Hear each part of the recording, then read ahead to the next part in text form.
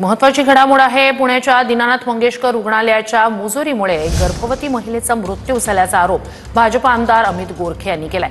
गोरखेंचे PA Sushant Bhise यांच्या गर्भवती पत्नीचा मृत्यू झाला। पेशंट सिरियस असतानाही ऍडमिट करून न घेता 10 लाखांची मागणी केली असा आरोप अमित गोरखे यांनी केलाय।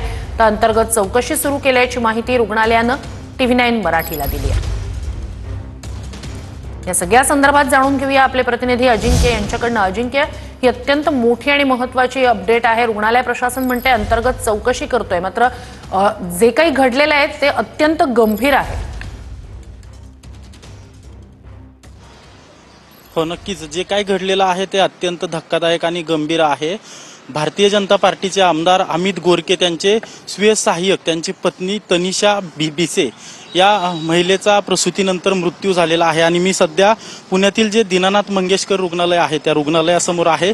याच रुग्णालयात त्या महिला ज्या गर्भवती महिला आहेत ज्यांचा मृत्यू झालेला आहे त्यांना दाखल करण्यासाठी आणलं होतं, मात्र येथील प्रशासनाने तात्काळ 10 लाख रुपये भरा असं सांगितलं, मात्र त्या कुटुंबाकडे 10 लाख रुपये भरण्यासाठी नव्हते अशा प्रकारचा आरोप भाजपचे आमदार गोरखे यांनी केलेला आहे। 3 लाख रुपये भरण्याची तयारी त्या कुटुंबाने दर्शवली होती, मात्र रुग्णालय प्रशासनाने त्यांना ऍडमिट न करून घेतल्यामुळे त्यांना तात्काळ दुसऱ्या रुग्णालयात हलवण्यात आलं। मात्र उपचाराला उशीर झाल्यामुळे प्रसूतीनंतर या महिलेला 2 जुळी बाळ झाल्याचं समजतंय आणि प्रसूतीनंतर त्या महिलेचा मृत्यू झाल्याचं देखील समजतंय। या सगळा प्रकार घडल्यानंतर रुग्णालय प्रशासनाकडून चौकशी समिती देखील गठीत करण्यात आलेली आहे आणि या चौकशी समितीचा अहवाल राज्य शासनाला सादर केला जाणार आहे। आज तो अहवाल सादर केला जाईल असं देखील समजतंय।